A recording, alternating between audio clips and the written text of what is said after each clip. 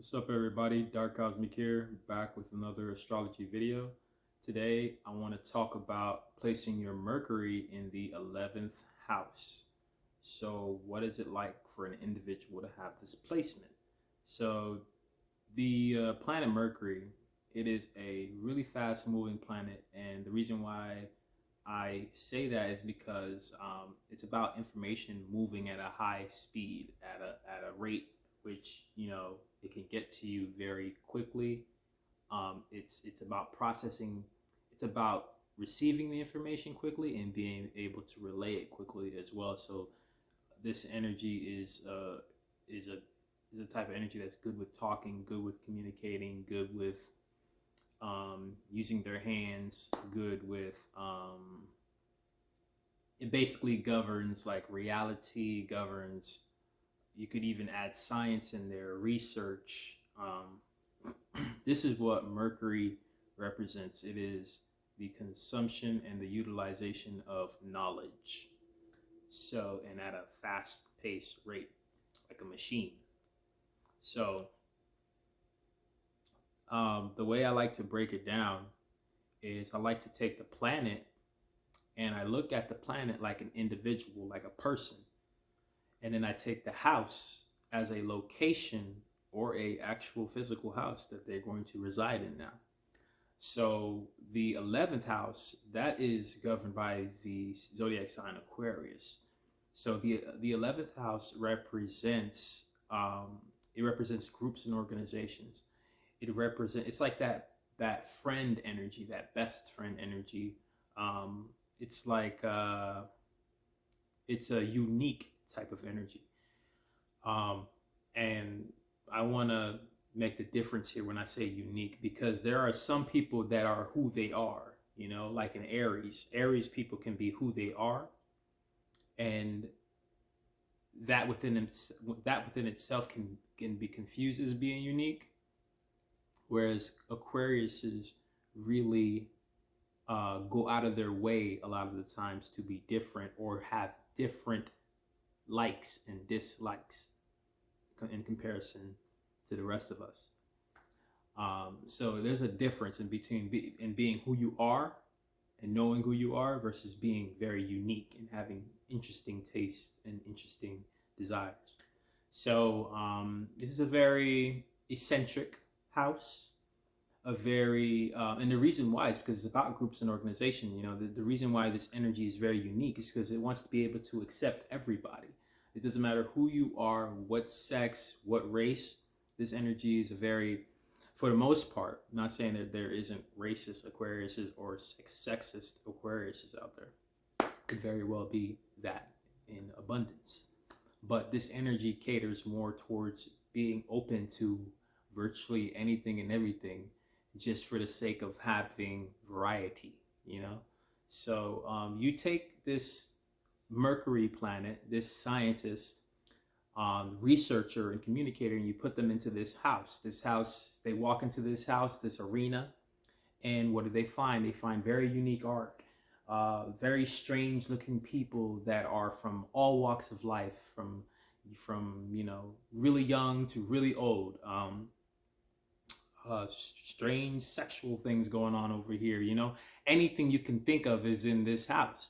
And so now Mercury is learning about this. Now Mercury is communicating in this way too. So and now Mercury is really good at being the center or the basically the operator of groups, because they understand so many people's backgrounds and they put each individual in a box.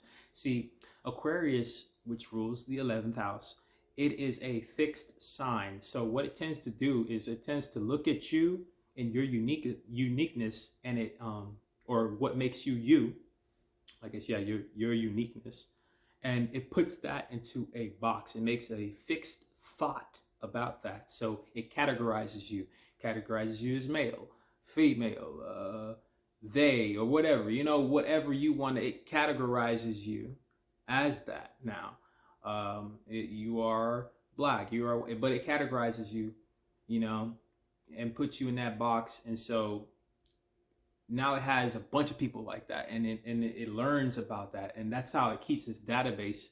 That's how Mercury now keeps this database of all these types of people, so that it can now be the operators of major groups and organizations, or just be like the kind of like a sun where people revolve around when it comes to groups, or if not, like kind of like the background character that nobody knows about, that really knows everybody, the in between person. So if that makes, I hope that makes sense. But this when this planet, when Mercury enters the 11th house, it gives this person a lot of thoughts about their friends. They think about their friends a lot. They think about unique things a lot of the times. They have very strange thoughts, very random type of thoughts. One second they could be thinking about punching you in the face. The next second they could be thinking about building a rocket ship. Like their thoughts are very random, very unique, very like, huh? What are you even talking about? Where did you even get that? You know, they might ask you strange questions. And Aquarius the other day asked me, you know, it's like it was random because I've never been asked this, but it was this randomly. And the temperament of this Aquarius is what threw me off, because it's a more serious based Aquarius. But they just randomly asked me out of the blue, if you could be an animal, what animal would you want to be? And I was like, eh? I would never expect you to ask me such a strange and random question, you know. So it's just like things like that, where it's a lot of weird things can be be things that they receive mentally, because thoughts are things that you are receiving.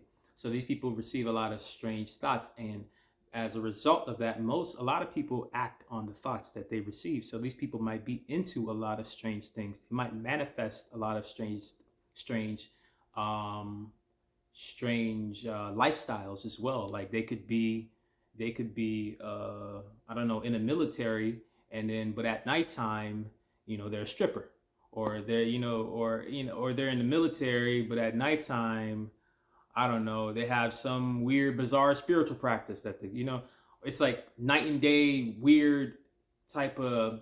Not, I'm not. When I say weird, I don't mean, I'm not trying to categorize them or categorize any of those things as being um, trying to shun them in any way. What I'm trying to say is you wouldn't expect that from that individual. They are very eclectic, more than you think, and they can place themselves into a box but still hop into different boxes whenever they please. So that's how they think. And this goes into a lot of things. They're very they're very humanitarian as well. They're very giving people. This makes these people, want to give a lot as well. They want to help people, but they want to help you at a distance. They might, when they talk to you, from a detached place. And when they're talking to you, they're trying to give you advice, but they're not trying to so much uh, feel you. You know what I'm saying? They're not trying to absorb your emotions or let you be the shoulder to cry on, but they will give you advice, because it's the water bearer. This is the water bearer's house. So I'm pouring water for you, but I'm not the water. I'm just the energy, or the in between for this water to be received to you. But I stay over here. You drink the water, you're good. But that's it. That's all our interaction needs. You have the water. You're not thirsty anymore. Good. So they can be very cold and detached in the way that they think, and this is how they're able to deal with that many people and have such an eclectic way of thinking, because nothing really gets to them. They don't take a lot of things too personally for the most part. The only time they might take things personally is if they feel like all their friends are against them, all these people that are in boxes are against them in some way. Then they might take it personally. But these people, they think, what else can I say about it?